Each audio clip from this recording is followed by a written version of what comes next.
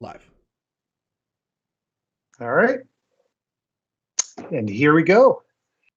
Welcome to episode number 23 of You Had Me at Halo, where we talk about one of gaming's most storied franchises. Today, we are going to take what we've learned over this last half a year, and we're going to use some of that information to kind of forecast what we think Halo Infinite's identity is. Classic versus modern Halo fans. Can we both win? Before we do that, I want to introduce our team today. First up, I'll introduce you to Spartan Mike, aka Mr. Kage Maru. How's it going, Mike? Hey friends, I'm good. How you guys doing? Good. Jesus. Good. Oh, here we go. Next up, Spartan Jesse, aka Mr. Don Cabeza. How's it going? I am doing pretty well. I'm getting up earlier in the morning and I hate it, but it's been fun doing the streams. Nice. Yeah. Welcome to adulthood. Jesse, I had adulthood for decades. I was happy ignoring adulthood. Yeah, I tried being an adult for a week. It was overrated. But yeah, Jesse, you've been putting in a lot of work lately, so really appreciate that. It's kind of hard keeping up with you, but like I tell the rest of the team behind your back, you just don't know you're a cyborg yet, and you shouldn't try to. You think it's behind my back. Next up, we got Spartan Ursel, aka Mr. Soul Blazer. How's it going, man? Hey, pretty good. I missed the last episode, so it's been like 2 weeks or a month, actually. I think technically, right? Because of that. Yeah. Since I've been on, and man, I've been missing it, so I'm happy to be back on. Welcome Yeah, back. it's like we got a Good to have guest you back. today. We haven't got any of your thoughts since the reveal. Next up, we got Spartan Daniel, aka Mr. Nadian. How's it going? Pretty good, guys. Excited to be here. Ready to talk some Halo. Glad to have Ursel back. Good Yeah. to be back. Finally, it's me, Spartan, aka What Bad Mother, and yeah, it's really nice to kind of sit back today, and we've had plans to talk about some things with Halo for a while, and fortunately we had some news that over the last few weeks that we could focus on. But I think today we can kind of chill a little bit and talk about some of the things that we've speculated, slightly debated over the past few months. Maybe have some of that debate spill out into our chat, hopefully, and get some feedback from our from other fellow Halo fans, and really try to look at the direction of Halo and how they're going to mesh this old versus new. And I think we've been given enough information that we can start to make some pretty good educated guesses, although we know we don't have the full picture. First thing, I guess we should just drop see if there's anything that any of you guys been working on or doing, Halo or otherwise, that you guys wanted to call out before we get going. Yeah. Oh, No? well, I mean, technically, I guess we could mention for anyone, or maybe like the 3 people who have watched our first episode of the book club, You Had Me a Halo book club show. We did it I think like 4 months ago now, and we were supposed to do it monthly. Yeah. Things got kind of hectic. I mean, they get hectic. But with the announcement of the new book coming out before Infinite, we kind of started firing it up again. We should be releasing the episode next week. We'll be recording it over this weekend, hopefully, and it's going to be on the first book. It has. Yeah, We changed targets. It's the fall of Reach instead of the. We'll get into the other stuff closer to launch. Mm-hmm. Yeah. It's the first book. It's what gets almost everyone into this gigantic book series. And what better way than to talk about Halo? So if you're interested, we're gonna release more tweets, more what's the word we'll call it when you advertise something, or promotion. Yeah, there we go. But yeah, keep on the lookout for that. Yeah, and who's going to be on the show with you, Ursula? We're going to have yourself. Someone new. Yeah, so right now it's the same audience we had before, which is myself, Don, and Daniel. But we also have one of our newest members of the team, Forebear, which if you haven't seen, he's released a couple videos already on about Halo on our channel. His voice is amazing.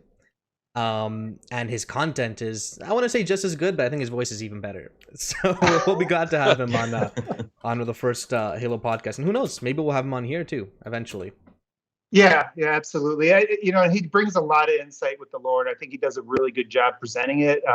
Checked out some of his content and really excited to kind of to get some of his perspectives in here. And I think for people that are trying to catch up on the story. I think that's going to, that's going to be a really good listen. I'm looking forward to actually listening in.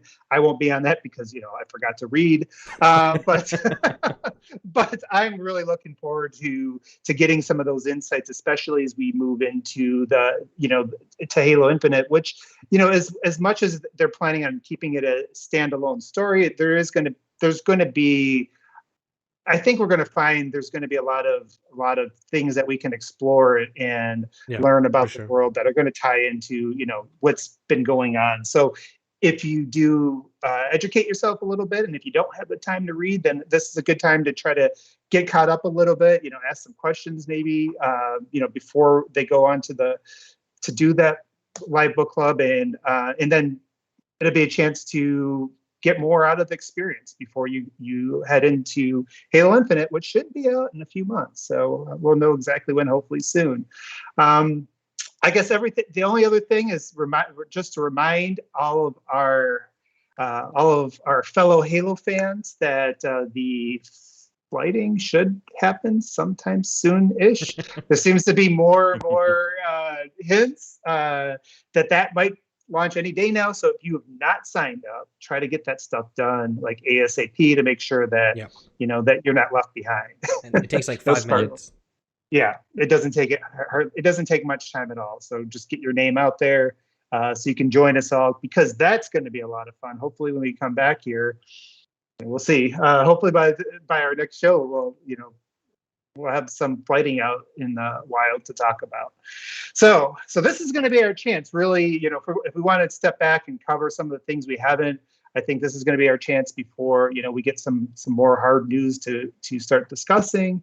But what I want to really do is dive into some of the things that we've been, that we've seen, and like one of the big topics over not just the last few months, but really it's been over the last decade is about Halo and evolving the franchise versus staying true to what the classics were. We know there's a split in the community.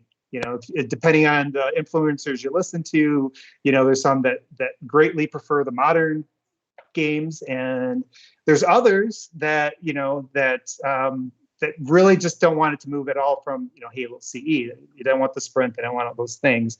And now we've got some more information on that. So what I want to do is go around the table, and we're going to kind of cover this in different areas, because obviously we have the story to cover, we have the sort of the single player gameplay, and then you have the multiplayer gameplay. Obviously we haven't seen Forge yet, we haven't seen any other modes, so we won't try to discuss those right now, but we're going to go ahead, and I think we can start with the story. That'd be a good place, and maybe set us up for the next book club. So I'm going to start with you, Sol, since we started this discussion with the story.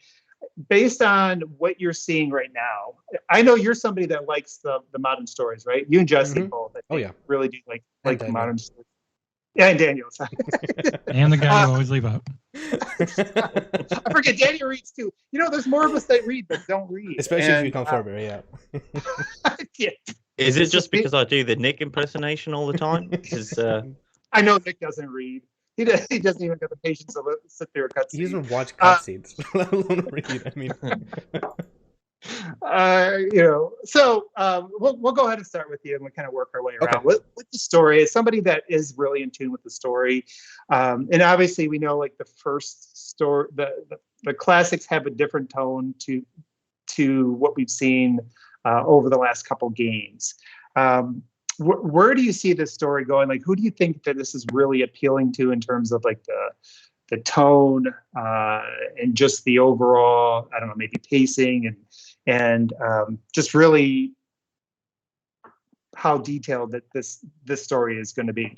So one thing is, I think this happened, the last episode was on the 24th, and this news dropped on the 25th, is the news about the new book that's planned to release right before Halo Infinite. It's called The Rubicon Protocol by Kelly Gay. And if you read the description, it's pretty interesting. It says, Halo Infinite's campaign begins roughly 6 months after UNSC forces were ambushed at Halo. During that time, the UNSC has been mounting a resistance on a shorn fragment of the ring, desperately trying to hold out long enough for hope to arrive. And get it, deliver hope. Anyways, in Halo, the Rubicon Protocol, you'll get a glimpse of humanity's struggle to survive amidst a growing banished occupation that takes place in that period. So basically, if you read more of the blog post, they kind of tell you a little bit more too in terms of how they tell it. I feel like the answer to your question is both. The main overarching narrative of Halo Infinite will be its own thing. You know, it'll be with the Banished, it'll be with Atriox and the Chief, and their fight is what I think it'll be. But at the same time, they also have this book out for people who want to know more, and they'll also have numerous audio logs and audio files, and probably visual stuff too. I'm sure they'll like load up the map with random things to discover, and that if you've read this book or other books, I'm sure it's going to be like, hey, I remember this character, or oh, hey, that's what happened to this guy, right? That's what I think. Okay. Daniel, how about you? Since I'm going to go to you next, since so I don't forget about you. No, I'm just kidding. Yeah. Why don't you go? Tell us what you might want to add on in terms of what really stands out to you from the storytelling element of it. Yeah, I mean, I keep going. I've watched that damn trailer from E3 like 30, 40 times at this point, and I keep going back to. It was really cool seeing the what I call the Windows 10 Cortana backup, and getting confirmation that what Jesse and Ursula and I read in Shadows of Reach is very clearly depicted in that cinematic as what they went to recover from the Crybins in Halsey's lab. So it's cool that I'm sure. For those of us who read Shadows of Reach, it wasn't the best book anyway. Yeah. So it's one of those things that I feel like they are doing service to those who've read it. Just in that there's there's continuity there. There's not a we read a book that had nothing to do with the game at all. Yeah. But because that book was so light on lore addition, I would say that they don't really have to rely on it in the same way that if you played Halo 4, you really needed to read, the Forerunner trilogy to get a little bit more depth and more understanding why the librarian was important, why the didact that we saw in the game was such a big deal. So I think that this game is probably going to try to better line on bringing in those elements like Ursula said. There's probably going to be tons of audio logs or terminals, or hopefully more organic forms of lore pickups, whether it be you come across a situation that you see brutes discussing something, or something that doesn't necessarily rely on you picking up an icon or an item and having to wait for that to finish before you can even just continue. like exploring the room, sometimes. Yeah. There's a lot of times that's a really cool way to tell a story. Yeah, absolutely. I always talk about 76 lately, right? And one of the things that does really well is it expands the lore of what happened pre-war, and even post-war in some cases, just from the context of the environment. And I think that this game would really benefit from doing something similar. So. Oh my God! Nick is, I didn't even see who was writing that because I had something covering it. I was like, "Who were banning?" I was like, "Oh shit, it's Nick." Turned out to be Who's Nick. gonna go ban Nick? For those just listening, Special Nick showed up on the chat and said, "Halo sucks. Halo dad."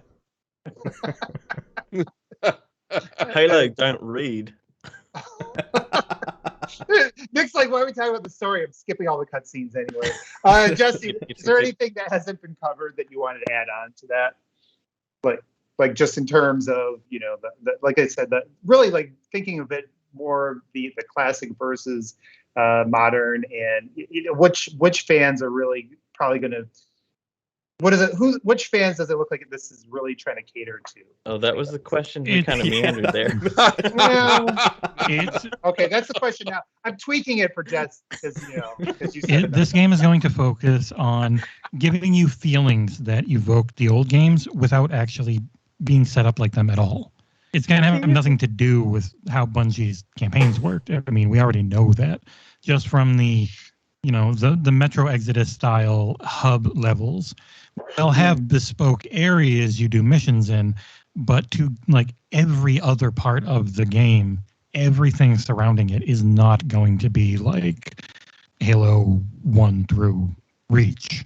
Like just by default, in that sense, the campaigns will not be like what older fans are used to. But in aesthetics, in the way things look or sound, how the way you feel about certain things, that's what they're bringing in to try and please everyone, essentially. Because it's an impossible task on the Halo fandom is split between people who want to say everything Bungie great, people who want to say everything Bungie bad, people who just like all of it. It's you're never going to please everyone. Yeah. I So was the gonna way say they're, yeah, good. there's definitely more, Halo's not a monolith, right? We always talk about how the fans aren't a monolith, and also there's far more gray. I mean, I know, Mike talks about playing just the campaigns by himself. I'm the type of person who generally likes all of the Halos, but I can criticize and critique them without being painted by nostalgia, because there's definitely some issues in the earlier ones and in the current ones. Obviously, we talk about that all the time. So I think that's something that this game understands so far, is that there's a lot more gray in the Halo fandom. Yeah. Mhm. Mike, anything you want to add on? Yeah, like directly about the story, I'm hoping. I mean, I pretty much agree with everything that Ursula was saying, but I'm also curious to see if they keep things strictly to the more recent lore, or if they also touch on and expand into stuff like the primordial stuff like that. Like That's a good there's question. there's a lot of history with the ring, with right? this with this ring, and what is it, Halo World 7 or whatever they call it. So that's kind of the thing that I'm interested in. And like I kind of like what Jesse was saying earlier, it's I like the direction they're taking with the campaign, because it is kind of like a soft reboot. It's not linear or even wide linear. Well, I guess it could be in a sense, but but it's more open-ended, and hopefully in a way that doesn't lose the closely polished design that we see from pretty much all the campaigns, in the sense, like, there is an advantage of having a structure of direction, and sometimes that can be lost in open world games, but I think they're straddling a fine line, because like even the more open levels in the past that we've seen of in past Halos, we've seen in Halo 4, Halo 3, Reach, Halo even. 1, Reach. Yeah, like, the more open, if they just take that and expand that to current gen standards, is what, Yeah, I they've always kind of wanted talked them to about do. it, the golden path.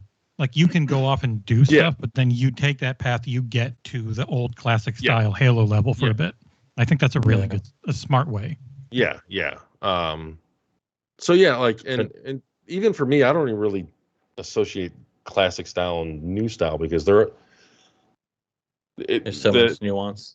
Yeah, well, that and I don't think it really has changed all that much. The core mechanics have changed more than ever since Halo 2, because Halo 1 had kind of some open level-ish, like you look at Halo or you look at the Silent Cartographer, but ever since Halo 2, they've been a bit more structured, and not in a bad way.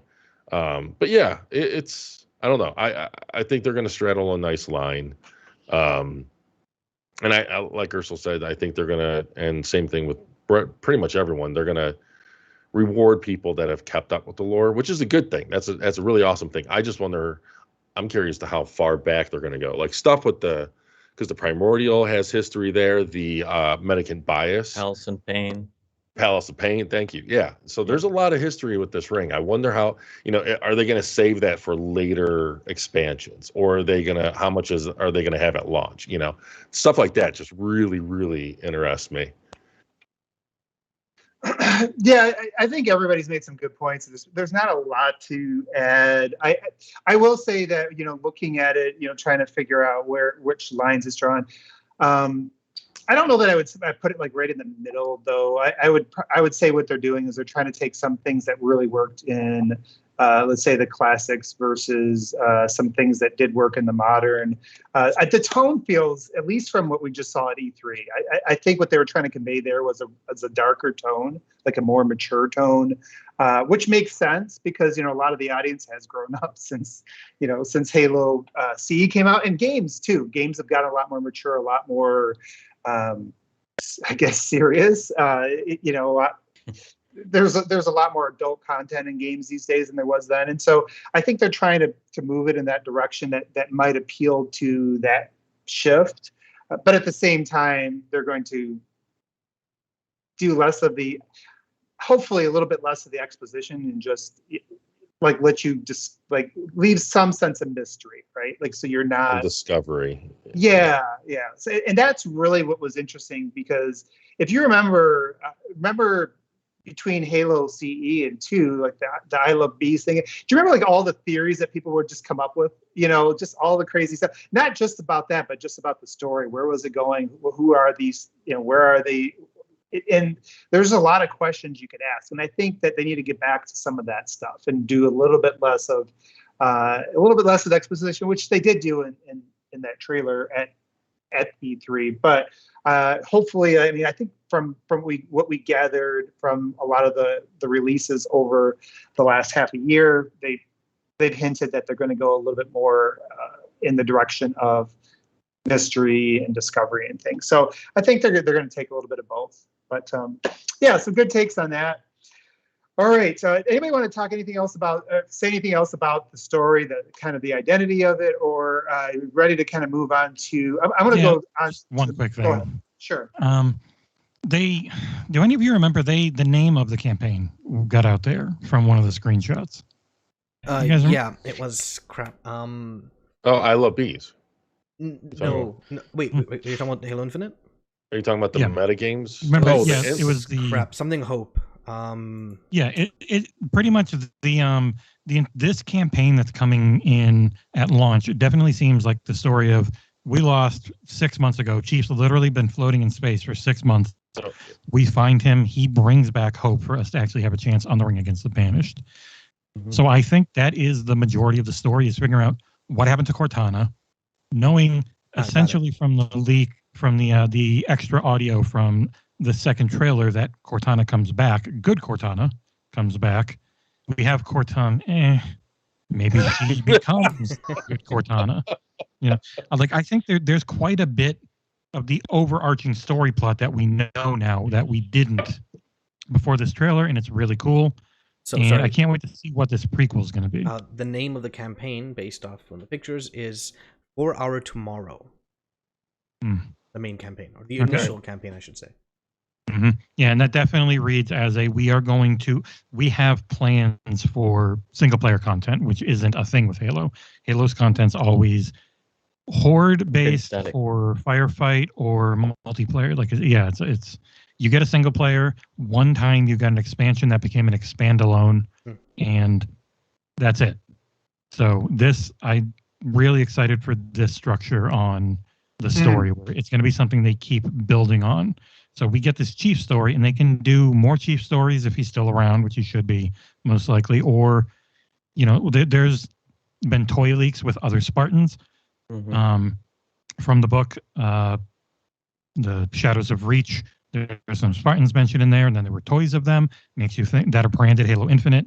So it definitely seems like we're going to be running into a lot of characters we know. So you can do stories. What were they doing when Chief was gone, or how are things going now? And that is really exciting for me as somebody who I like the multiplayer, and I love the idea of actually getting more story content for once. Yeah. That's a really good point. Go ahead, Daniel. I was going to say, one of the things that we always talk about is like the mystery and whatnot, and I think there needs to be a distinction between we just mentioned I Love Bees, and we talked about the hunt for the truth in the past, and there's it's an onion, right? We're talking about multiple things when we talk about the mystery and the ability to discover, because there's the level design, there's the story, because we talk about how, I mean, there's a lot of mention how there's so much exposition in 4 or 5, for example. But if you go and play 2, which Justin and I just did, like, there's actually more cinematics in that game than there is in 4.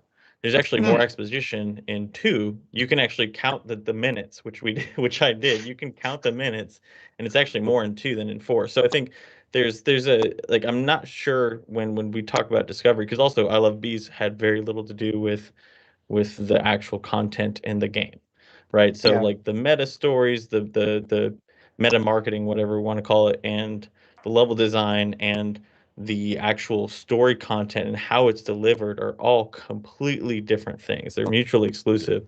So that's one of the things I always think about when we have this conversation a lot, and I've been trying to figure out how to verbalize it, but we have to be able to determine which part we're talking about when we want to discuss, like, what is the mystery, where it needs to be the mystery. And I think this game seems to be doing a good job in, at least from what we've been told in the the Waypoint articles and whatnot, is that they're going to have that golden path for the people who just want the main details, the main exposition, and the main whatever. But for a level design perspective, there is a large amount of discovery to go off the beaten path, and that's tied into how it will deliver tertiary story elements. So that was just kind of my thought that I've been toiling around for a while.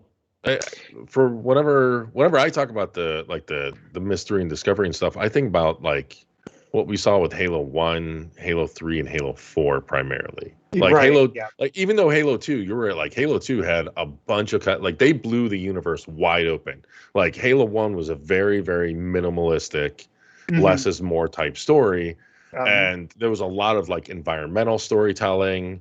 There was chatter that you heard in game from Cortana or like what Echo 49er or whatever. So it Bowhammer. Thank you. Yeah, rest in peace.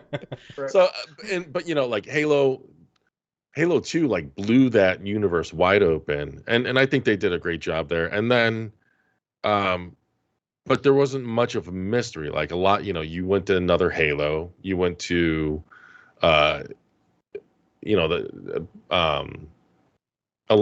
Earth, like New Mombasa, like places.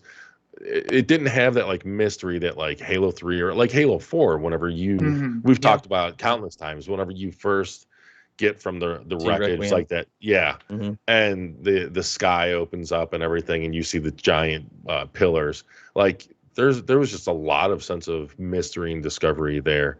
I feel like 2 and 5 especially it was missing from those. 2 had that one moment though at the ending, which as a kid blew my mind.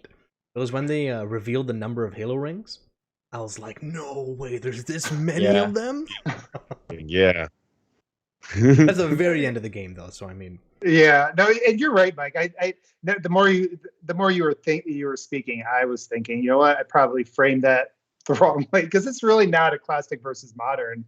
They have bounced back and forth a little bit, and 2 was pretty much direct in your face. They're telling you everything that's happening. I still didn't at the time. I didn't understand why a giant plant was grabbing both, me and the arbiter. He does. Grapevine looks a lot better now than he did back then. I was like, giant talking plant. But that didn't really. I was like, they should have left him a mystery. But I think you're right about that though. They've gone back and forth, and Daniel brought up a good point, and really it's something to think about, because a lot of times I like to go backwards and say, is this more like this one or this other old one? It might be taking some elements of the best of both, but at the end of the day, there is new opportunity, right? There is opportunity for 3 to do things that haven't been done. And that is an exciting thing, because how many games really feel, and we'll see what happens. Like, we don't know if it's going to feel like. You could be asking in modern classic in terms of modern storytelling in games today, because that's changed considerably. You know what I mean? Yeah. And Halo 4 had a fair bit of that with like the person. Halo 5 too, I guess, but Halo 4 more so. The person on your HUD talking to you while you're running around and whatnot. Yeah. And to Abe's point, it's just like you think about that too. Like you really can't change Ratchet. You can't change Gears without having a kind of massive uproar. I mean, Gears especially. Like, I mean, you can't change much whether we're talking about the story or the multiplayer style without people freaking out. So the fact that you look at Halo through 1 to where it's at now, and people are still able to find something that they like about it, even if it's changed dramatically, is to me a good sign. To me, Halo is still Halo. Like I think 343 has done a wonderful job. Yeah, they've tried their own spins. Like 4, they played it a bit more safe. If that old man Abe over there. sorry. I made my skunky beer face. I was thinking about Halo 5. I'm sorry. I can't control that. I mean, Halo 5 was the furthest departure, but I mean, it still had good gunplay mechanics. And that it still feels good to play, and there's still similar elements of even though the mechanics they've changed a lot, but I'm curious to see how it evolves again in Infinite, especially since it seems like they're going to scale some things back, like the abilities, but really taking the boost out, which might be just really what it needs. I do want to ask a question. This comes up from again from what Daniel brought up about this ongoing story thing, and so like all of us here, one of our early shows for people who didn't listen to us back in the day when we were just kicking this out, we talked about our favorite Halos and what Halo means to us and things like that. And one of the things we discovered is this panel has very different tastes. Like what stands out to us, what really stands out to us is what makes Halos different. And so based on that, I know like a few of you, it is the story, and you did really like 4. And I like the mystery of CE, and that's still my favorite game of all time. As far as that point in time, nothing has held up as well as CE for me. So let's like take that into consideration when you think about, for those of us, you think about your favorite story Halos, and then you think about Infinite. What is the thing that gets you the most excited, and what do you maybe worry about? Like, what do you think might be getting lost in this ongoing game type of thing? Like, is that even the thing that you're worried about, or is it something that you are more excited about? Daniel, I see you kind of shaking your head. What do you think on that? Yeah, I mean, it's funny you mentioned what do I worry about, and it's actually the first thing that popped up in my head was I worry that they're going to try to do too much. Like I think about it now, and it's just like we've got to get because a lot of people didn't play Halo Wars 2, right? So you've got to get the Banished up to par in terms of creating an enemy that is vicious, that there's a reason to be afraid of them. You've got to create, you've got to rekindle Chief and Cortana and everything that was lost because of the abysmal story of 5. You've got like Mike saying too with Zeta Halo, like that in itself is a character that is an onion, again to use the word onion, of a character. I made chili tonight, so there's so many layers to Zeta Halo alone, from the primordial to the Palace of Pain to it's the fact that that's where they experimented on the Flood. There's so much to where they put the story. There's so much to the fact that it's been 6 years since we've had a Halo. There's just so many things that could potentially go wrong, but I'm hoping that because Staten's in and because they've had the time, they've been able to mesh it well, because I am extremely excited about how they managed to pull it off. So while it's a worry, it's also something that I'm hopeful about. No, good points. Anybody else, and I know we probably want to move on to some other topics. Any other thoughts in terms of like concerns or excitement, either way, that haven't been kind of discussed? Yeah. I guess really quick. Concerns. You were thinking really hard there, Sol, and I'm like, yeah, no, it's I think someone from the chat poisoned my mind. But I do think there's a chance that because of the, you're gonna get to it. That's why I'm not dissing the chat. You do think that Infinite's gonna be a long platform, right? So they're gonna need content released on a regular interval. It makes me think there's a chance that that base game content might not be as vast and open as some of us expect it to be. You know, I've always kind of thought it's still gonna be mostly the Pacific Northwest, right? And I messed the P up. Either way, I always kind of thought that's gonna be the main setting of the game, right? Yeah, they showed desert and water in the initial reveal way back in what 2018, I think 2018, 2018, yeah. But I think for what we're getting for our tomorrow campaign pass or campaign that we're gonna get probably November at this point, I think people might be disappointed at not how much, but like, and it's hard to describe. You know what I mean? It's not going to be this super open, expansive 35-hour adventure. No, I don't think it's gonna be. No, I mean, it's not they said that last year's demo was about 4 hours in, Okay. if I remember correctly. So Yeah, you're right. They said a few hours after the like non-open areas, and then they went to the open yeah, area. yeah, because I think the beginning of the game is going to be a bit more linear, if I remember correctly. Does And anybody then- want a 30-hour Halo? Not a 30-hour Not if it's campaign. watered down. Like I'd much Yeah. rather have a nice Yeah. 10 to 12 hour, like really tight package, I well bet designed. Totally you agree. the golden path is 10 to 12 Yes. hours. Yeah. You just go point to point to point. You get that. Yeah. But then, That you know, would be fine. I'm just messing around with my friends, going through stuff. We're jumping to the side. Oh, we see a flare over there. We're going to go do this Right. side mission. You could get 30. See, that's But I what don't I wanna- kind of mean. Sorry, Daniel, go on. No, go for it. Oh, man. sorry. That's what I kind of mean in the sense where it's not a concern for me because I don't care. I'm perfectly happy with the 10-hour golden path and a bunch of other stuff to do. But I have a feeling that people will go rush through the game. I mean, they're gonna do this anyways, but it's more so now that the campaign's on its own, right? You actually need to purchase it, just the campaign. They're gonna rush through it. And they're gonna be like, it's a 7-hour campaign. It's an 8-hour campaign. I paid $70 for this. Well, you know, stuff like that.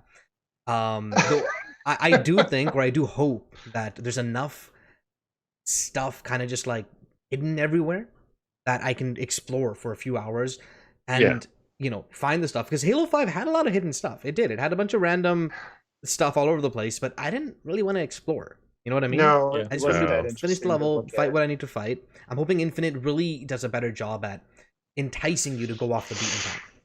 Yeah, And- and- go ahead, Mike. And that stuff like what Jesse mentioned with like seeing the smoke trail off in the distance and rescue Marine. Like, and we saw in this trailer, we saw, you know, an outpost that was being protected. Yeah, man, Yeah, thank you, yeah. by Marines. And then right on the cliffside, we saw a bunch of banished, and they had Marines, you know, tied up or so like it's stuff like that that you can go like as long as like I'm totally down for stuff like that, especially if it's as long as it keeps that kind of not well designed, but you know, the 30 seconds of fun, the good AI and stuff like that. You can make that in a more open area. So it And, doesn't feel like a grind or a slog. Yeah, like yeah. the games. Yeah, and I'm not that. Thank God, that's not one thing that I'm worried about with this game. Like even with the open Yeah. structure, is like Yeah. the grind. Like I'm sure we're not going to come across an enemy that has a health bar over their head. Like you know, like it's not going to turn into a Destiny. And Or a Valhalla. yeah. Yeah. The fact that you can And, assassinate someone in that game and they take like 10% damage. Ugh. Anyways, sorry.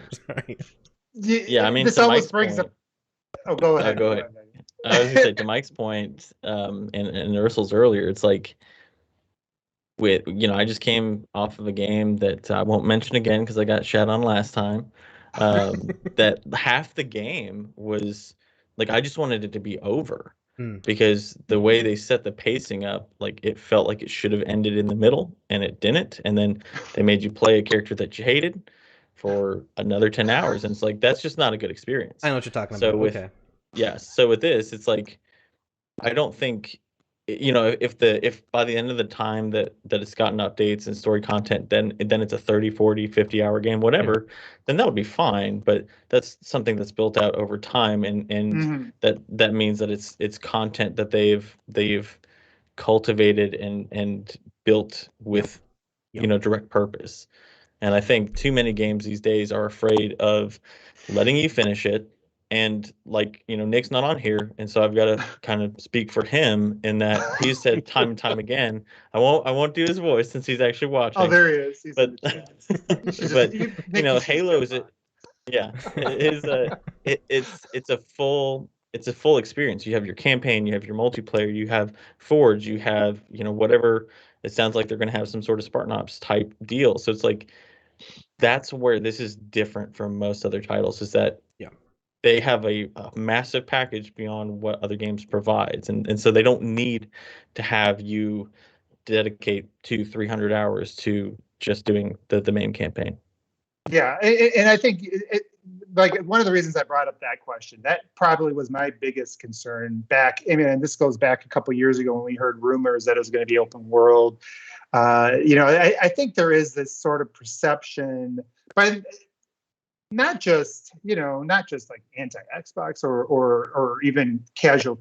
It's like by just all kinds of gamers, and that's one of the reasons why a lot of games now try to focus on, it's going to be bigger, it's going to have more hours. And I don't mean to offend anybody like in the chat that really likes like Assassin's Creed games, but I know I got 10 hours into Valhalla, and then I looked it up online. I'm like, yeah, you're going to be doing the same thing for the next 70. I'm like, okay, I uninstalled it. Yeah. And it's like, to me, that's not quality. Like give me 10 hours that's so good that I want to go back and play it on a harder difficulty again, or do a new game plus, something like that. And so like that was always part of the identity of the Halo campaigns when they were really good. And this isn't Halo 5, but when, the classic ones, when they were really good, that was something they did really, really well. You could replay them, and it just didn't feel boring to do it, especially if you turned up the difficulty. You went through it, rogue, then you go and challenge yourself again. And now it's going to be a long campaign because you're not going to probably fly through it unless you're like, skills that I don't have anymore. But, for the most people, like that's going to be a long, experience where you're going to have to, learn how to understand the sandbox. Or I use that word, and Jesse wants to ban. It's never going to be banned. Otherwise, I won't be able to show up ever again. But you kind of learn like the sandbox, like what's the best things to use in each situation, and you kind of tie that together with just mastering those weapons and things like that. So it ends up becoming like a more challenging puzzle as you replay it. So that's one of the things that one of my biggest fears, and I'd say it's still out there a little bit. What they've said over the last year has been the right thing.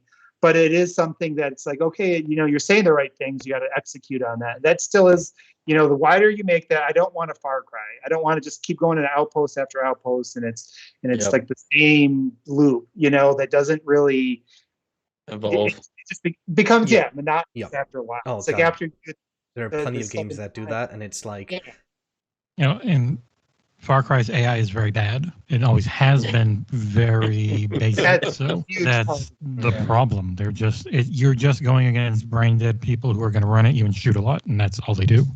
Yeah. The crazy thing about Halo is that if they can nail the core gameplay loop, that 30 seconds of fun, that well designed AI, it can work really well in an open world structure, especially one with 24-hour day-night cycle. Where they're going to have different Covenant or Banished on route and doing doing their routes and stuff, if it's night or day and stuff like the time of day is going to change what is going on with the enemies, stuff like that. If they execute it well, oh my god, that is near infinite replayability. When how many times have we said you can play how many times that you can play a firefight over and over, and no two firefights are going to be the same. Apply that to a more open structure, and it's a lot of possibilities. If they can nail it, it's going to be exciting. It reminds me of. Sorry, go on. No, go ahead. Okay, sorry. My default is saying go on. It reminds me of. I think was it Halo 3, the level you start with snipers, and it's like a sandy, rocky area. Yes. Right. That's whenever you enter Sometimes I go and I snipe like 4 people in my first encounter, just like that. It's an amazing, and I died doing something stupid. Second time I miss all like 7 shots, hit, boom, shot. They just dodge all of it, and I'm like, what? The entire encounter changes. You know, I don't think I've ever had the same encounter in that starting experience. Same thing with Truth and Reconciliation, right? Maybe it's the sniper levels that really emphasize the replayability of the sandbox, but that's something Halo has. And that's something that I didn't notice even in Doom. I played Doom 2016 a couple years ago, and whenever I died, Doom 2016 does not. Yeah, Doom Eternal does. I need to play That's that. why Doom Eternal is so playground. good. Yeah, and that's everything. It's a combat puzzle, which Halo always was. Halo was this puzzle. Okay, that sounds what am I great. going to use to figure out the situation? And every single, because I've been playing it on stream, again, getting back familiar with it, and that's what it is. Every single situation can play completely differently depending on how you do it. There are things that work best. Everything can work, and you're just trying to figure out what am I going to do it every second. That sounds amazing. That's exactly what I wanted, because in 2016 I'd die and I'd literally do the exact same thing until I wouldn't die. Super you know? shotgun. Over and over that's again. it. And the entire design of Doom Eternal was we are going to make you use everything, and that's what it feels more like what Halo Infinite is going. That'd be amazing. By not having repeated weapons, they're more unique for situations. Well, that's long why as I it's like not as Halo's. Well, I'll take it, Harder, but pause. But that's one of the reasons why I really like CE continues to stand out to me, because everything about CE, like every single weapon in that game is so distinct and had such different advantages in different situations. You could almost use, actually, I think every single thing in that, every single one, at least in the single player, had its purpose in a different situation. And if you didn't understand the situation, it wasn't obvious, other than the rockets, right? Like the rockets, especially on Legendary, you try to save them, and you try to figure out how to walk 3 guns up to like somewhere, like save it for, because you knew you're going to need it at some point. But outside of the rockets, maybe the sniper, once in a while, everything seemed like it had less obvious situations where it was going to have its advantage. And so, like, when I think about that identity of Infinite, that's the thing I really, really hope it captures, is that feeling that I had with CE, and that I still have. Like, I went back and did all of them, and I'll tell you, like, honestly, I didn't feel like 5 was like that. When I went back and did 5 again, I was like, I could just keep grabbing, the Promethean,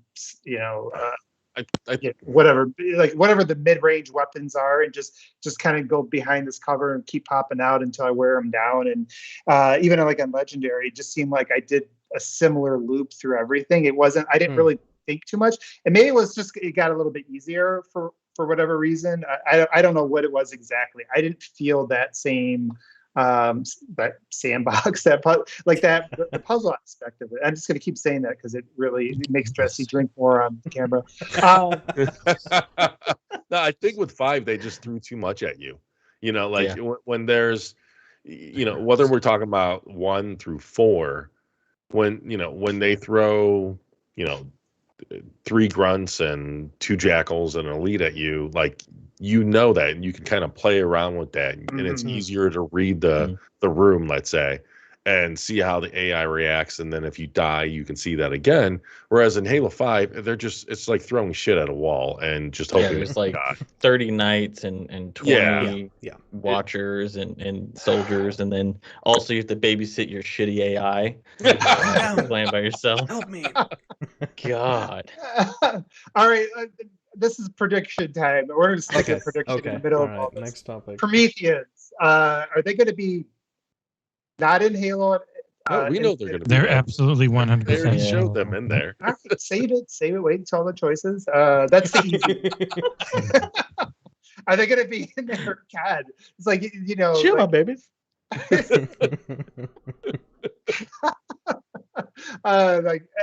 Do you think they're going to be in there just like a tiny bit, say 5% of the game, quarter of the game, or do you think they're going to have the substantial part in Infinite? Substantial part. No. All right. If, Jesse? If the campaign demo is anything to go by, I'm hoping they're optional. I think they won't be fodder. They'll be big bads that show up more as a man, this is going to be really tough trying to kill this knight who's now really hard. Or, we've got to kill 15 Warden Eternals. So, boy, I'm kidding. Yeah, I hope it's going to be used more judiciously because I'm tired of the Technologically, they should be unbelievably strong. Like, that would make the most sense for them. But, like, you've got the Banished. You'll probably have the Flood. So they can be like the they're going to really mess up a fight that you're in. You got to focus on them type of big, tough enemy. I hope they take them back to the Halo 4 design. I did not like the evolution they did in Halo 5 because Halo 5, you had the regular soldiers that were just bullet sponges. Then you had the knights that were hit the glowy spots for extra damage. Like I that's such a tired just design, especially when it's so in your face. Like it's one thing that I don't know. It's I liked the knights having shields that were rechargeable. I liked the knights being maneuverable. They were a better adversary instead of just don't let them teleport every 3 seconds. Well, that no.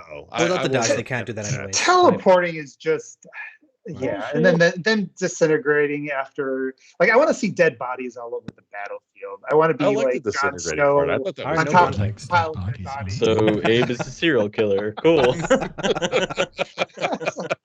I don't like these little robots that just go and they disintegrate. That's show me their dead human soul inside this robot. Let me punch their bodies and drop the FPS. Right? Just get rid of them. That's actually Internal Umbra says I still want the Prometheans to be in the game, but limited and reworked as to make fighting more satisfying. That could work too. Like you could have the Prometheans, but them not be the Prometheans. Like they're just something in Promethean clothing. Something that's more interesting. And Justin, you called it out earlier, and talking about the AI, and Mike, you talked about it too. I really think that's going to be what makes or breaks this campaign. Is the AI and how that all kind of plays out. But otherwise, I mean, I right now I'm going to go on the main path. I'm going to say less than 5%. I think they know. They know that those things are not enjoyed. So what was Jesse's percentage prediction? 99.9. Oh, dang. Okay. What do you say? It's the screw Abe over percentage. He said 99.9% of the enemies we face are Prometheans. All right. They're going to be banished Prometheans. As long as it's not like Mass Effect 2 where it's just a big robot banished. They can't teleport anymore. They might work. They definitely can't teleport. I mean, that mechanic doesn't work without the dash. You know what I mean? But that has to be removed, in my opinion. Something, yeah. I like they'd have to retcon like their whole what they do, and I think they might be able to work in like if you are having a 3-way or 4-way fight, with a lot of different enemies, kind of all together, and they're just stop it. Pause. It took so long. I just have no idea where Jesse went. You guys aren't even drinking. You guys don't have this. I got too excited after hearing about 3 and 4 ways. I'm sorry. We're gonna move on, you guys. Go ahead. I mean, just to touch on that real quick, it is kind of crazy that we know that they got the banished. We know that Prometheans are in, and we pretty much got a confirmation that the Flood are in. So it's like an all-star. That is going to be the first time that there's 4 different sides to a story. See, that's better put. 4 different ways. But raising. You know what I meant. I'll take a stab next for my prediction, if you guys don't mind, because I was gonna say me and Mike have been agreeing a fair bit this whole night. I had to stop right there because, God, going back to Halo 4 Prometheans, I can't even imagine that, man. As much as I praise Halo 5 Prometheans, because I do think they're actually a pretty fun enemy, I do the exact opposite for Halo 4 Prometheans, where it's just you're bullet sponges you have no reason to be bullet sponges. You know what I mean? Right. But sorry, back to the actual topic. So you're being too nice. I'll step in there and fill it in. Mike, that's like one of the dumbest opinions you've ever had. Duly noted, I guess. I'm just kidding. No, I know. But to the topic on hand, I'm not sure how many of you guys, because it's been in the chat a little bit, and I agree as well. There's a lot of parallels in terms with with Gears 4 and 5, and in terms of what they did and what Halo 5 and Infinite might do. You know what I mean? In in Gears 4, the DBs, right, were a very hated enemy type. People didn't like them. They weren't scrunchy. They didn't, blow up into guts.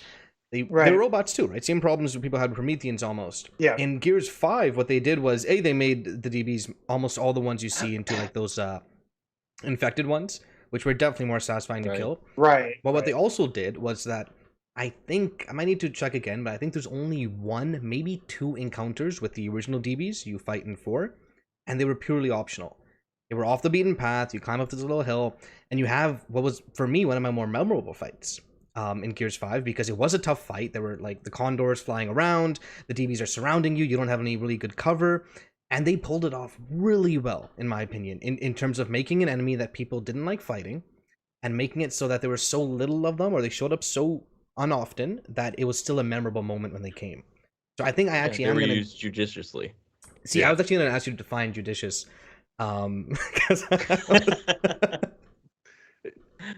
But yeah, so I'm gonna go. It's when a judge chooses when you can use them. No, that's actually what I thought. Yeah. No. It kind of goes beyond just the design of them. With the Prometheans, readability for me has always been a problem, and that's a huge thing when it comes. Well, that's because you need glasses.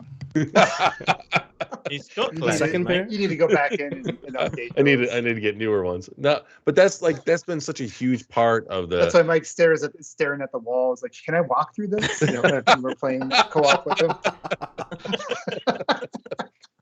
Or the rocks.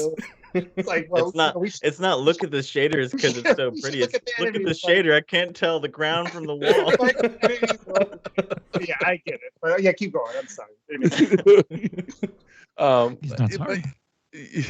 No, he's not. But like that's part of the sandbox. That's what makes it so approachable, but also adds depth. Where at a glance, you can tell these elites or these grunts or these brutes or these banished. And we know that 343 are aware of it, because I absolutely loved what we've seen of the banished and their design and their you can say things about the graphical nature of like it hits your monkey fetish. Yeah. We'll go with that. I do feel you though. Our monkey and ape fetish. Thank you. Like in Halo 4, you couldn't tell what the jackals were, right? The jackals show up, and I literally thought they were elites because they were huge. They didn't have their shields on them. Their design just wasn't as. You're right. What's the word? Iconic? No, not iconic. Distinct. I guess. Readable. Yeah, readable. There you go. The same word he said. That's what I was looking for. You're right, 100%. Halo 4 had a huge problem with that, in my opinion. Well, and I think that you hit it on the nail on the head. And what makes fighting robots feel so unsatisfying is you just don't get that feedback. Mm-hmm. And by the way, I will say, if they change it to that drastic, that they change it drastically enough where it feels like a completely different enemy, then I win. If it's just Prometheans in name only, but they don't feel like the Prometheans. But that's 343 are very much the Don Draper in this situation, and they're like, I don't think about you at all. Oh my god! Sorry, that's an old reference. So like how much of our audience got that? Okay, all right. I'll give you a fresh reference. M. Bison in the Street Fighter movie. For him, it was just a Tuesday. That's a very old reference. See, I'm on the. Thank you. Yeah, that's not the opposite reference. Everyone would just do Thanos, but that's played out. Oh man! I did cut Mike off though halfway through his point. So yeah, he probably forgot by now. He's not. Point. Mike, do you remember what you were saying? That feels like yesterday, doesn't it? You were talking about the readability of the enemy. Yeah. No, just the readability of it. Like there's I guess what my point is, there's a lot of different issues that they need to tackle with the Prometheans, from the overall design of their mechanics or their moveset, I guess, their sandbox itself, but the readability, the feedback, that's another good thing. There's just a lot of different layers with the Prometheans that just do not work. That typically work with every other elite or every other enemy. I mean,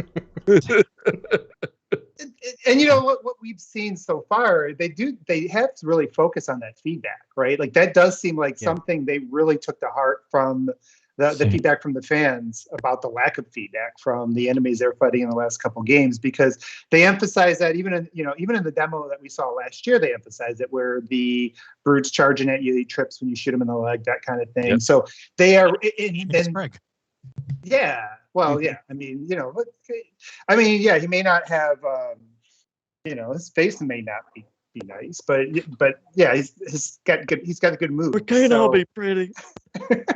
If you don't got the face, then you got to have the moves. But yeah, we did see that they've really focused on that, even on the multiplayer demo, which I think we'll get into the multiplayer here in just a second. But that has been a big focus, and I do think that is why I feel like the Prometheans, at least as we know them from 4 and 5, will probably not have a place. But I think you guys make a good point. They could just be Prometheans in name, maybe a little bit of look, but they could really change the way they play, and add some little story element to why they play differently, why they become more humanized, so that their bodies can pile up on the battlefield like I want them to.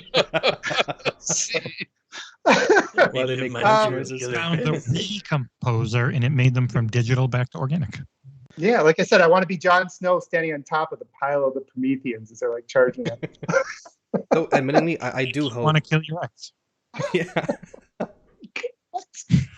I do hope bodies don't disappear as often. That's something I want in gaming in general. I want like my kills to stay on the ground. Yeah, absolutely. Too. Yeah, but don't tank the frame rate. Yeah. All right, guys. I do think, we spent a lot of time talking about the single player portion of this from the identity standpoint. Let's move on to the multiplayer, because that is what we've got the most information about recently. And, there is some debate. We've had some debate behind the scenes in terms of what is, like, who is this really catering to? Is it more the classic fans? Is it more the modern fans? I've mentioned before, I've played a couple thousand hours plus of Halo 5 arena type modes, and there is people that I play with, some that were happy with what they saw, some that are like, I want some more of the stuff in the modern game, and then you see the same with the classic. You see a lot of people coming back saying, okay, I see a lot of that identity, but I still see spread. So like, I'm getting a little bit of mix. I think overall it's been more positive, which has been kind of interesting. But I want to go around and kind of get your feeling. Do you feel this is really, is it more catering to that classic or the modern?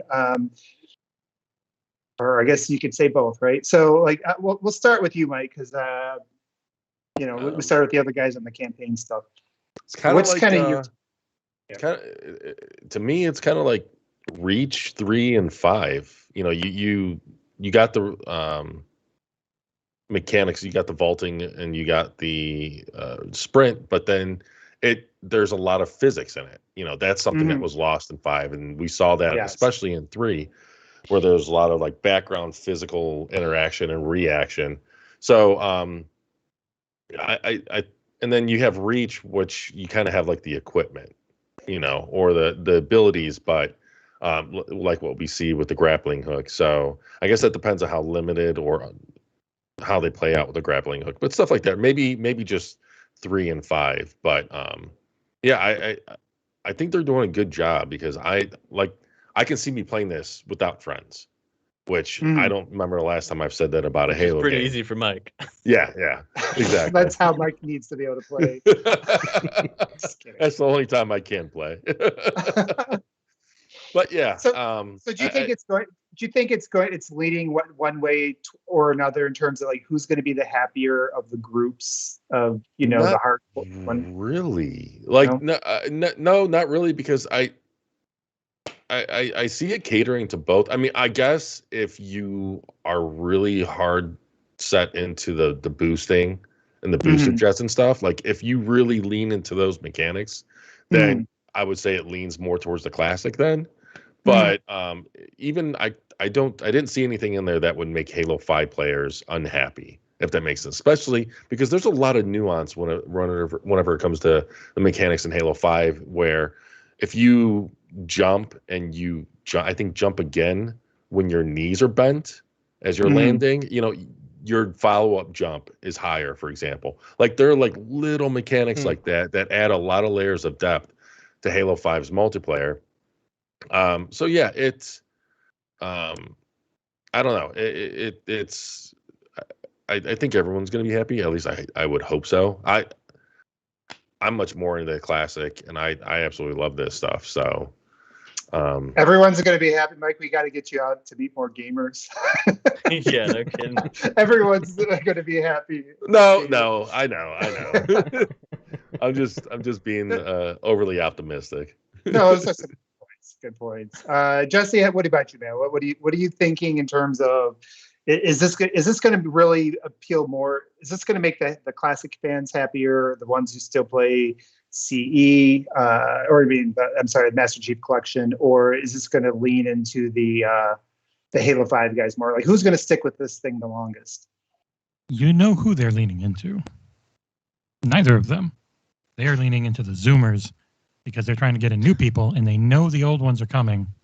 Who's going to be the happiest? I think the newer people will be happier. And that's why they've built up MCC so much, is because it's there. It doesn't go away for the old people, but also we're evoking the feelings of the old stuff. We're taking good ideas from the old stuff and we're melding it with new stuff.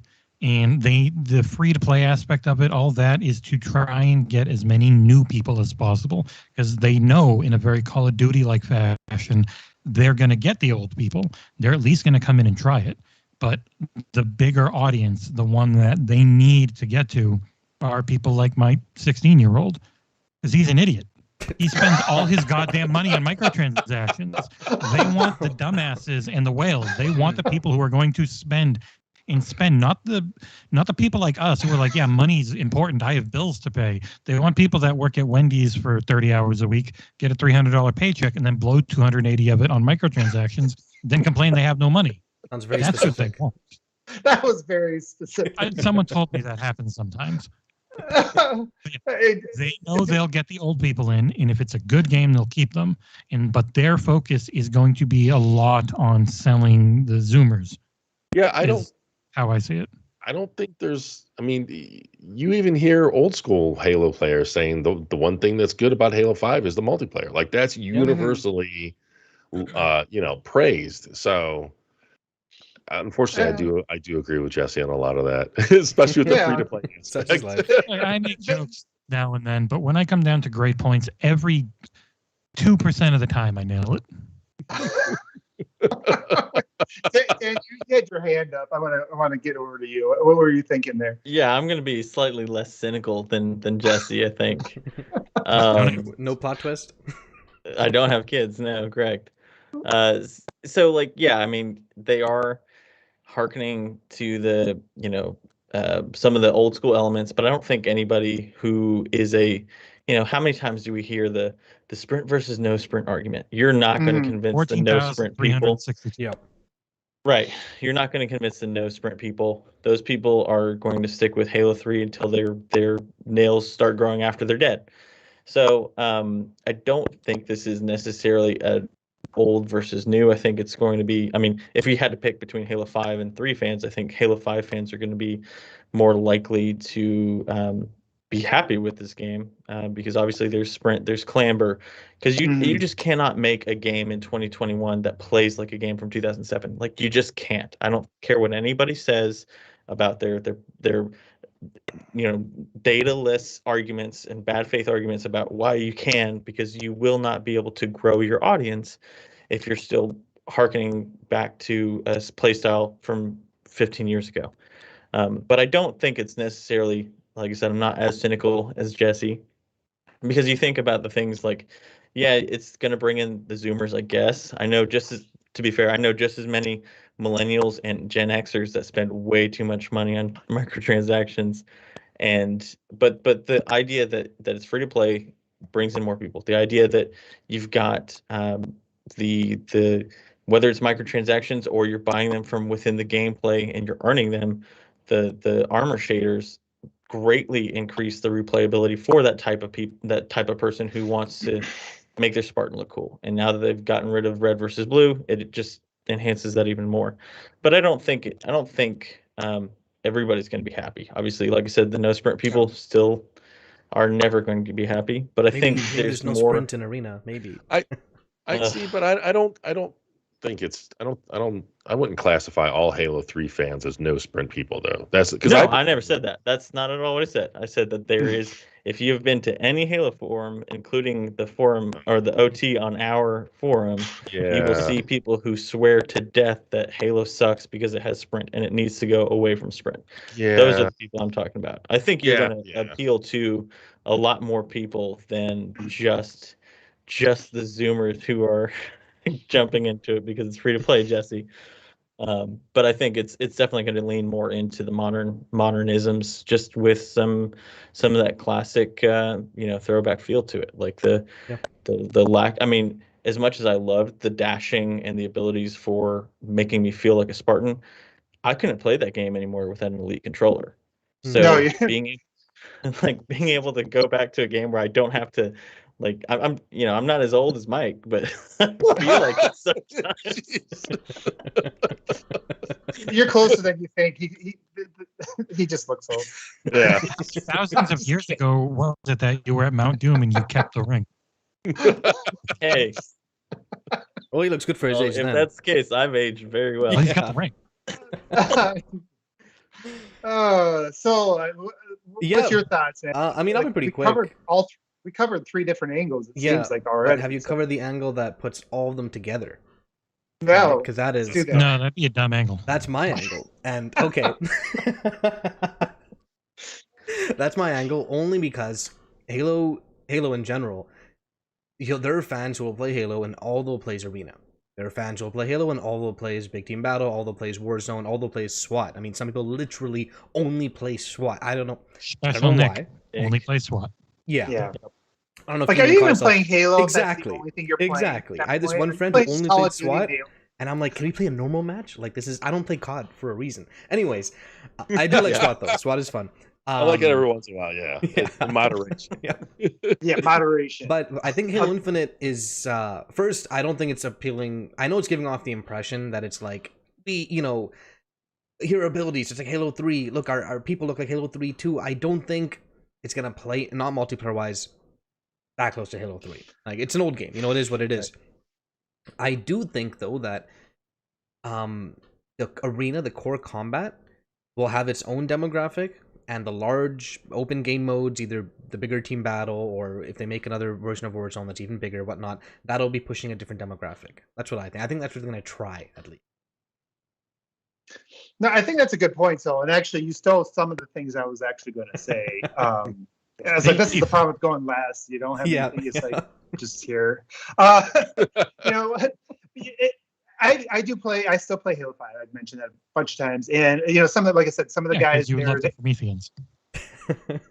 No, I played the multiplayer. The Prometheans are awful. But in the multiplayer, I can see a lot of the guys I think are going to struggle with this, and the reason is this does capture something from the classics that maybe is not as apparent on the surface. And I think this is why a lot of the guys who do play the classics are open to this, despite the fact we saw sprint, despite the fact there's clamber and there's power sliding. And that is the less predictable, the more dynamic, the greater chance for luck. Yeah. Like, and Mike, you mentioned it, like the physics and Halo 5 takes that away.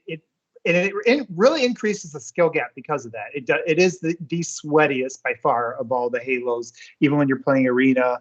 And what it really does is it puts a greater focus on individual skill. Whereas I think that the more classic Halos, you can get a little bit luckier, right? You can get some weird stuff to happen. It's a little bit more randomized, and that is the one thing that I think they are recapturing. It's a little bit more of the randomness, which makes it fun. That's what makes it fun with videos and things like that. Is you can have weird stuff happen. It's not like if you watch that, like if somebody shows you Halo 5 clips, it's usually somebody being really awesome and just kicking everybody's butt. Whereas you see like classic Halo kills clips, somebody in 3. yeah, something stupid will just We've happen. talked about those random Halo moments. Yeah. Those the things that can only happen Only in Halo Field. Yeah. Going back, that's it. And it's go ahead, Mike. No, you go ahead. No, Sorry. but that's fine. But that is really, I think, the big difference between with what they're doing right now and why there's a really good chance to grab some of those classic fans. And I do think actually that the modern fans, even the ones that are looking at this and go, this looks really cool, the ones that are really good at it, I wonder if there's going to be some struggle there, or if they're going to have to tweak some of the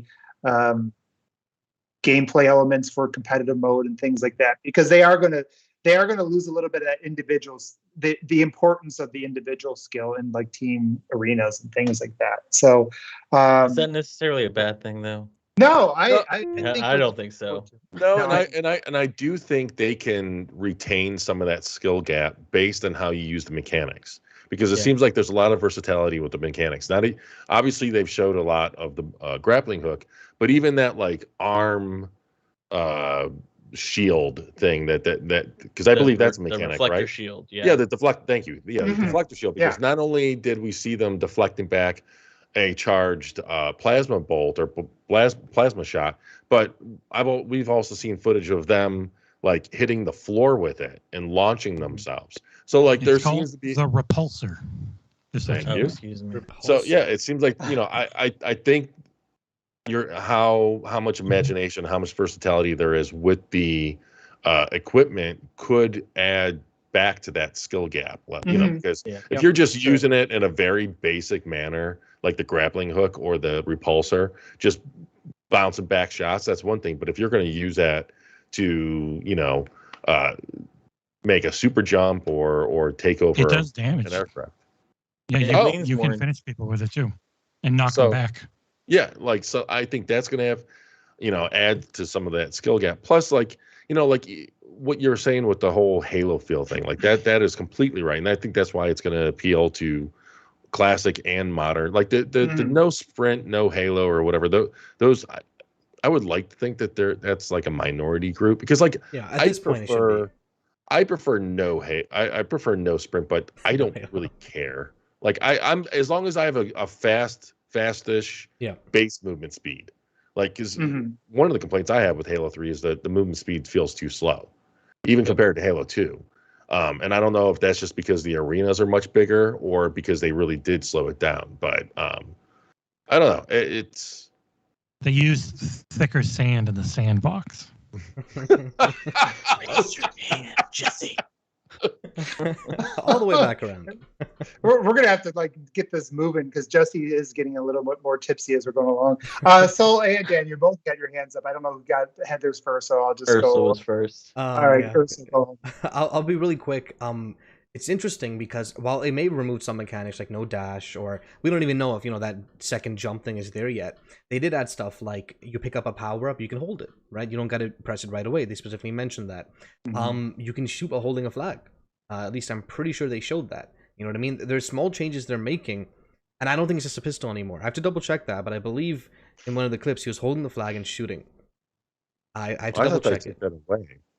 If they kept that in, that's crazy. Okay. Yeah. I know Halo 5 was the pistol, right, with the flag. You take your sidearm out. I think it was and no, 5. You can shoot. For people that saw it, he talked about like these are things they're working on. They're not guaranteed to be in there, but they're like they're things they're iterating with. Like right now, the flag becomes secondary on your back. Yeah, and you pull it back out to cap it. So wow. So they're definitely still looking into ways of keeping that single skill level there. You know what I mean? Like if you're really good, you can, because that's always been a Halo thing, man. My first memory of playing Halo Online was me being super excited with the 360 Halo 3. I got like 7 days free Xbox Live. I'm like, finally, let's go. I played one Valhalla match, and this one guy on top of this hill would just mow down our entire team. I stopped caring about anything except just trying to take him out. I was not able to for 15 minutes, but that's Halo for me too. You know what I mean? So I'm hoping Yeah. to keep that as well. Yeah, I do remember getting pinned. I do have a memory like that in Halo 2. I remember our whole team was pinned down by a sniper. He just, I think he probably set a sniping record that day. Like we could. It felt like we were being spawn killed. It was just ridiculous. But yeah, it's interesting because when you think about it, a lot of times, and this goes back to something we said way earlier, that we think about it classic versus modern, but really there is a different identity throughout. Like in Halo CE, that multiplayer, you started with the pistol, you could just have the pistol and You can mow everybody. Yeah, if you're good with the pistol, you didn't need to pick up another weapon on the field. In Halo 2, you started before they had the BR starts, which came later on at launch. You had nothing basically. Yeah. You might as well have been carrying a frying pan if you're carrying around one of those. But you might as well have been pick up a frying pan in PUBG or something like that. With you try to kill somebody with your starting weapon, and they picked up something else in the battlefield and are dual wielding, and you still had just the one SMG. So, and then I think Halo 3 got a little bit more of a balance. It relied a lot more on the the equipment on the field, and that's where they're kind of getting back to some of that stuff here, and that creates a different level of skill. And I think you guys just called that out, and I'm just thinking about that now out loud, that it really, in Halo 5, almost tried to get back, in some regards, to CE, in terms of the fact that you can, if you are good with the pistol, you can be you don't need another gun. Yeah. You don't ever need to master another gun to be really, really high level. I'm not saying champion, but probably you can get up to Onyx by never picking up another weapon other than like a pistol in the game, if you really know how to use it. And so I think that this is trying to get back a little bit to that equipment-based thing, where you have to master more things on the field in order to have a high skill level, but it does bring that randomness. So it is interesting, and I think you probably hit it, that they're going to try to capture some of both, but there's going to be a lot of new people, and I think there's going to be a lot of videos. A tough job, that's for sure. It is going to be a tough job. Yeah. I expect to see a lot of Twitter clips of just crazy stuff, with the physics and stuff, and taking, it's like, to me, this, and Mike, we said this before too, this feels like a best of. They're trying to take some of the elements that are best of the different games. They're trying to merge it. You're not going to make everybody happy if you do that. But I think you will, if you can capture some of the spirit of some of the best things about those different games, you'll capture enough of that. And there'll be an opportunity to really expand into a whole new base, especially these days with social media. If you can make this something where people want to share Twitter things, share funny, just goofy things that happen on the battlefield, it's going to hopefully be an interesting game for streamers to watch. And so you add that element. You can always flatten it out for competitive if you have to down the road. That's one thing that they've always been able to do in the past. They didn't need to do it as much in Halo 5 because it was pretty flattened out to begin with. And you really never had to master more than that pistol and be really, really good in it. And I think this time they'll start off a little bit more dynamic. So, all right. Any final thoughts? But we should probably move on to questions. Daniel's got his hand up. I've been patient. Oh, that's right. Yeah. Say one more thing, and then we'll move on. I was just gonna say kind of succinctly about the skill gap thing. Per yours and Mike's kind of observations. Like, I feel like this is going to lead more into skill being based around kind of strategy and your intelligence of the environment and what you can do with it, versus the skill being based around Twitch response, like 5 was. I mean, 5 was much closer to like what we'd consider an old school Twitch arena shooter, right? Versus 3, even Reach, or even 4 in some regards. So I think that is one thing that excites me, is that it's hearkening to the best elements of 3 and leaving behind the imbalanced weapons and the sluggishness of the game pacing and all that kind of stuff.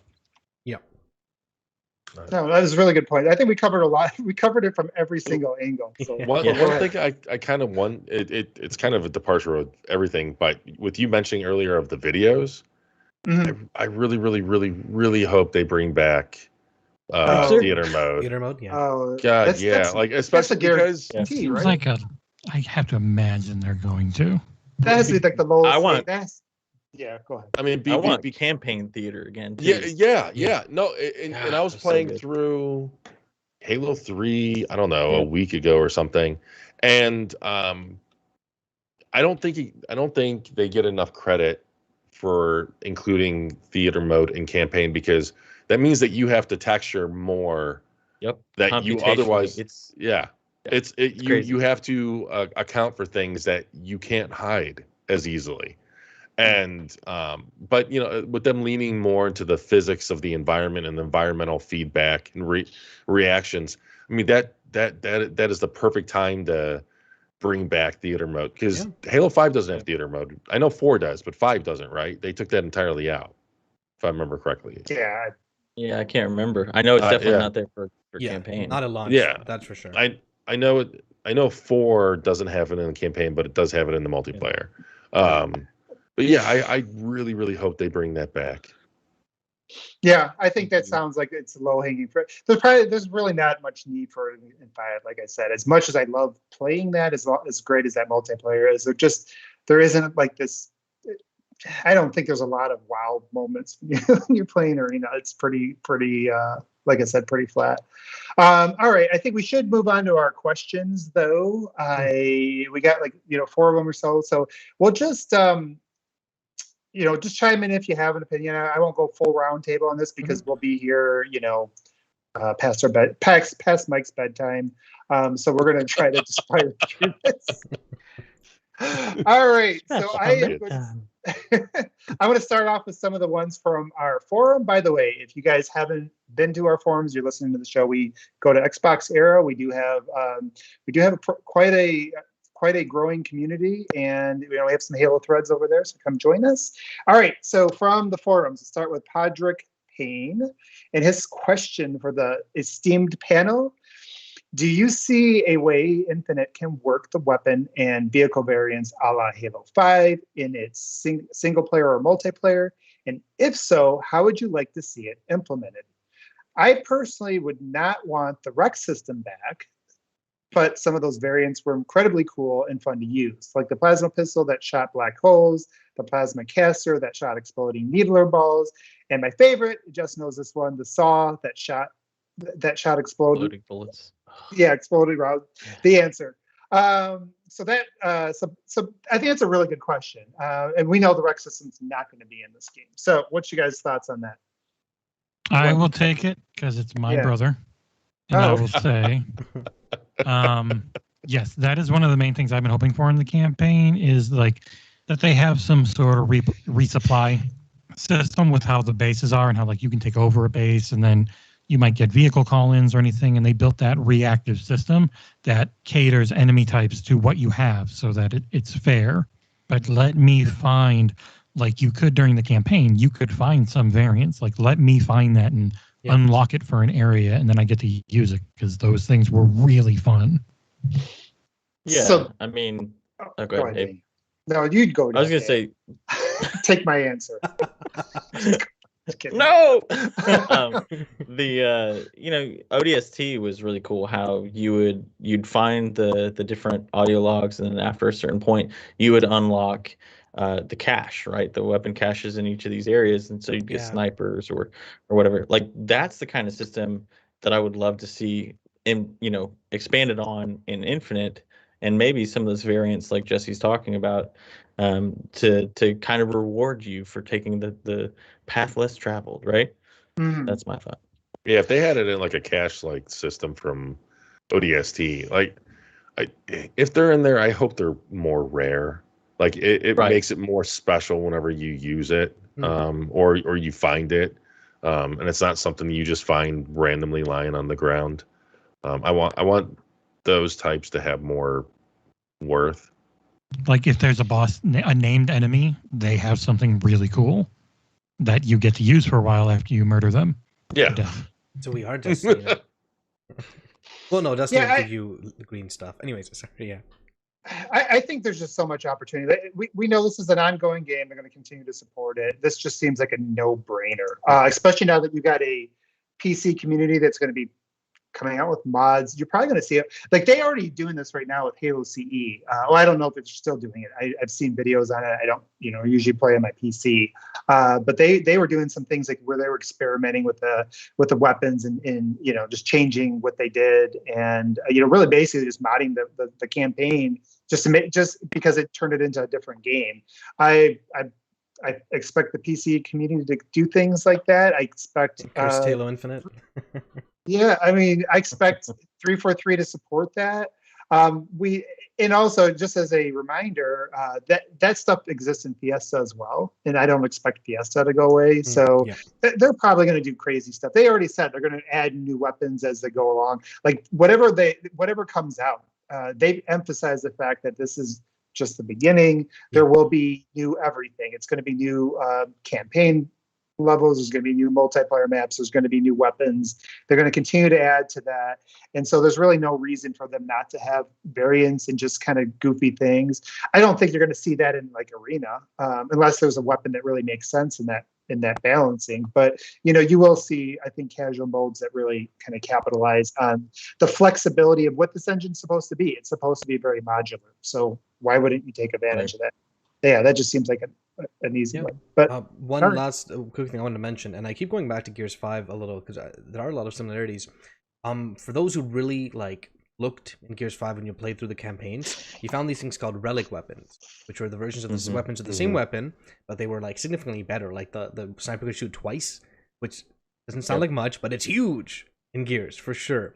So I'm hoping Infinite has something similar where it's if you really go out of your way, search every nook and cranny, or you go against a really tough encounter like Jesse said, I want them to reward you with something worth being rewarded.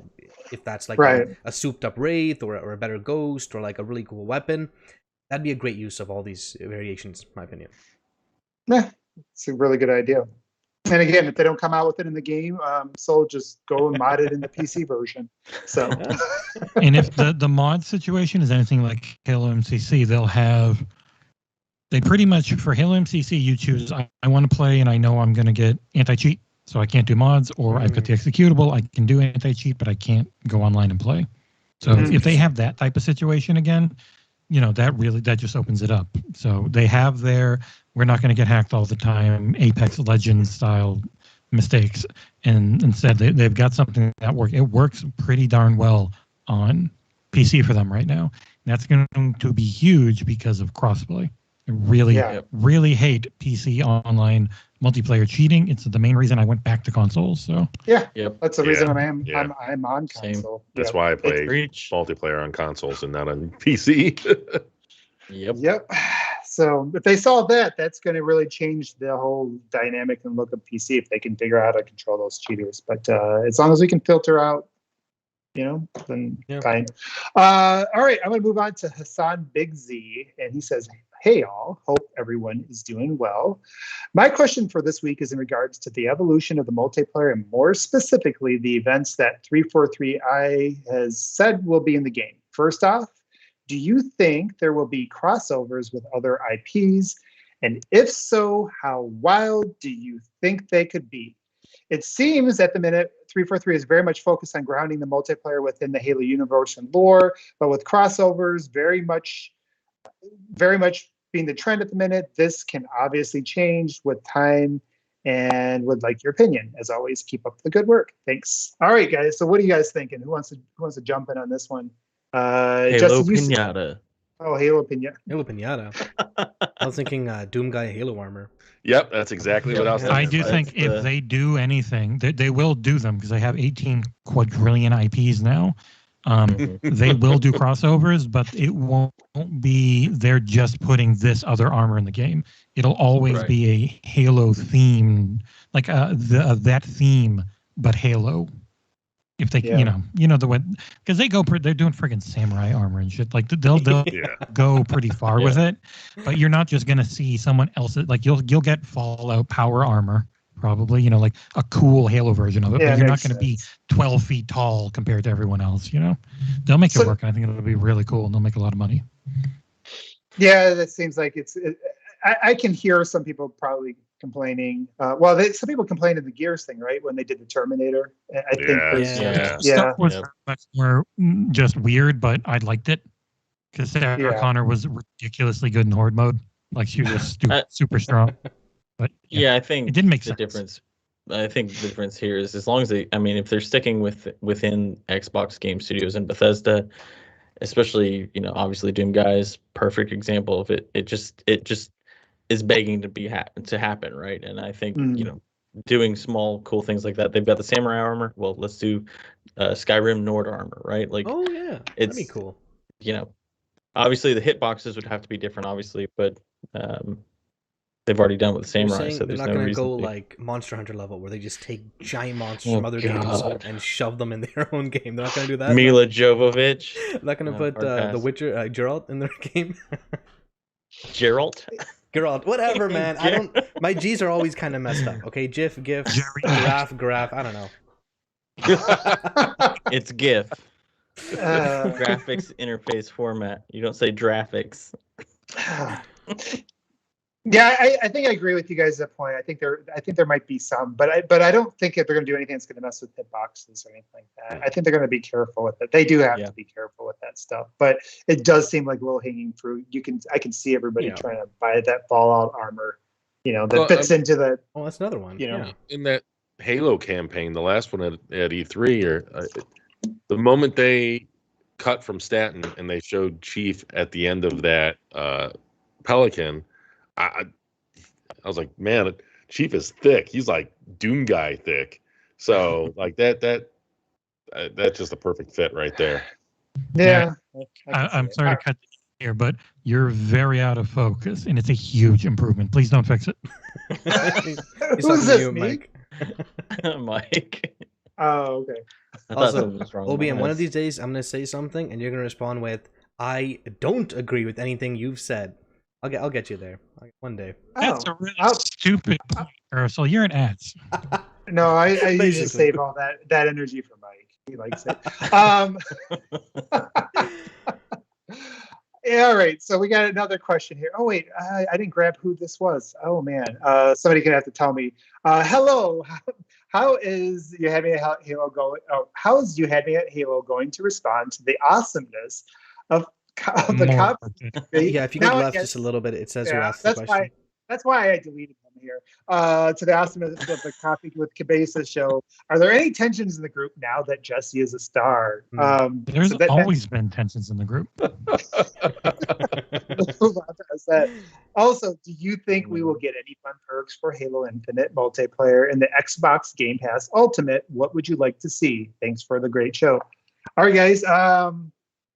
Any thoughts on Game Pass Ultimate? I mean, I guess this just goes into prediction time. I wonder if they do season 1 in it, the actual season pass for season 1. Oh yeah, as a Game Pass Ultimate perk. Probably, you're giving away $10 for everyone, but it's a hell of a promotional thing. So if they got the budget for it, that's what I was gonna say. Yeah, good. That's why I said it first. Yeah. And then going forward, like armor sets that you get every month when the game perks reset, just makes sense. Shaders, yeah, that'd be nice. It does seem like an obvious way to sell some game passes, plus get some people trying out the armor, get them addicted so they can go spend $280 of their $300 from Wendy's or whatever. Did you hear that, Martigny? That's an obvious question. All right, so we'll kind of keep moving down does anybody have any other thoughts? Sorry, I did want to mention something. Perks through Game Pass Ultimate is one thing, but what about buying Halo Infinite? Not going to come with any kind of benefit for the multiplayer? Because they're separate things now, right? That should come with season 1, you'd think. Right, that's what I'm thinking, yeah. Mm-hmm. Or a season pass, so it's multiple seasons. Yeah, a season pass unlock token. It's definitely going to come with an armor set, for sure, in my opinion. There's no way they're not going to, especially like the Deluxe and Quadra Deluxe and Uber Chief Deluxe. as Rhino from Spider-Man. They're going to use the multiplayer to sell Game Pass subscriptions in some way, shape, or form. That's just I think it's too obvious, right? Like that is the whole ball game right now. It's Game Pass. So yeah, it's pulling people into the ecosystem in every way possible to get them and all their friends to sign up and be like, we all have gamer tags now. What's this Game Pass thing? Yeah. Everybody's got Game Pass around here. Like who? Farmers mums. Oh my god! All right, Sorry, we're gonna Hot move on. Fuzz. You All think right, so now we Chief get- will stay the same the entire game? Like, you think we can't customize him, right? I'm just kind of throwballing here. They Spitballing. mentioned in the last waypoint that you'd be able the Spartan that you're modifying, you'd be able to bring that into some form. So Yeah, that's where yeah, Mike and you're I right. kind of speculated that it might be some But I sort of can't put like expanded a rhino Spartan head on maps. Chief in the cutscenes, right? Probably not. Oh, Give him God. some I hope not. Spartan truck nuts. Oh God, no! I do not want any of this. Bridge too far. Jesse is Yes. here always. You make it $100. It's only the most dedicated that get the nuts. All right, we're gonna move on. Last question is Andrew Schmidt, and this comes from Twitter. What are you most excited about when it comes to the exploration aspect of the campaign? I do think we kind of covered this earlier. Is there anything that you guys kind of missed on this? Yes. Though? I cannot wait to knock my co-op partners off the edge of the ring and kill them. That is cool. Yeah. Yeah, that tracks. Yeah, hopefully, hopefully have some missions where you, where you're going with your soldiers. And Funny thing is, I would actually never do that. I would do it to the AI. I wouldn't do it to a fellow human. They could hit me in real life. I was just Which one- thinking I'd well- like to drive Mike off the ring and just like bail on the Warthog. Just I YOLO just- everyone and just go for it. Yeah. I'm just thinking that when Mike's the party leader, he's gonna just drive us off the ring, like looking over the edge, like, oh, what is Yeah. that? Well, he'll be looking at chat, and then all of a sudden we're just Look at all the going water. straight down. You're looking at the skybox. Oh, it looks nice. Holy eh? shit! Look at that tree texture. Oh. You guys seeing this falling animation? Did you just see those particle effects in the sky? Man. Look at the physics when I go off this sweet ramp. Oh god! He's gonna recreate the ending scene from Thelma and Louise. Mm, Wow, old callback there. Sorry, I had to watch that in film we're all old. time, and it's Even you. always. I would have never seen it if it weren't for film class. I don't understand the purpose of that. But anyways, I think that is all of our questions. Did I miss anything, you guys? Did we look at Twitter? I never even looked at the tweet. We Yeah, almost never get any. I That don't was think Andy. the tweet we did today Yeah. got anything, though. I did it a week was ago, or Andrew's. I did it 2 days ago. I mean, Yeah, I think our Yeah, first That was question was from that Andrew's tweet. question. okay. That was Andrew's. Go. Yeah. Go follow Oh. us at YHMAH_XboxEra on Twitter, because somebody else says you had me at Halo. Yeah, can you believe that? Can you believe someone else could have Okay. thought of that idea?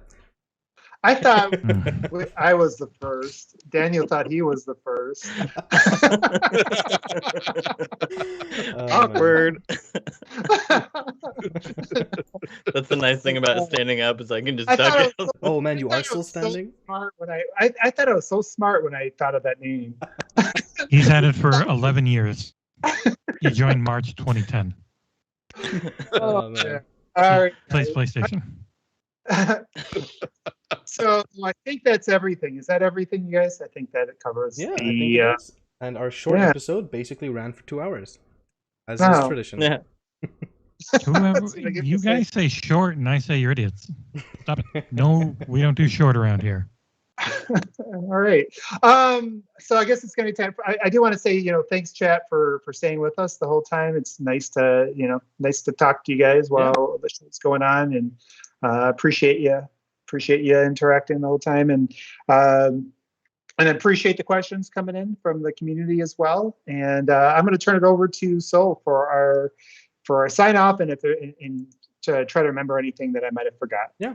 Well, first things, for any newer watchers who haven't seen our channel or seen our Twitter, take a look at our Twitter, because we're kind of in like this giveaway mode right now. There's a lot of them happening. So follow our Twitter, keep an eye on that. Follow our channel. If you enjoyed our content, Jesse, Don Cabeza on the streams almost every morning. Various games here and there. Well, every morning EST time. So what's that, like 9 EST? 10 o'clock, yeah. I'm Okay, doing 10 EST. 10 EST. Okay. If you want to hear more from him, show up. If you want to hear more from us, we're usually live every 2 weeks. To the letter, I believe at this point. We've been pretty good. Mhm. Pretty good at that. 8 o'clock Thursday every 2 weeks. It only unless, changed around E3. Yeah. Other than that, we've been perfect. unless some like Right. emergency information drops or I don't know. So we were hoping we'd have the Ask 3 for 3 for this episode, but it is what it is. To me, that's probably not too much in there. Yeah, Watch they're, it comes they're out pretty tomorrow. consistent. Yeah, most likely, right? Yeah. It's gonna come out tomorrow, and Yeah. Yeah, at least they beta's don't go gonna on a come Sunday. tomorrow. Like, they do their podcast on a Sunday. The next day, their podcast is outdated. Anyways, if you enjoy our content, please check our channel out. We release reviews, videos. I've said this before, but basically, our entire channel, our website, our whole project is for Xbox fans by Xbox fans. Sounds corny, I know, but it is what it is. We're all passionate about this. We all want to give the best content we can for not just you guys, but for us too. I mean, I watch half the stuff on our channel that I'm not part of. You know what I mean? And it's great content.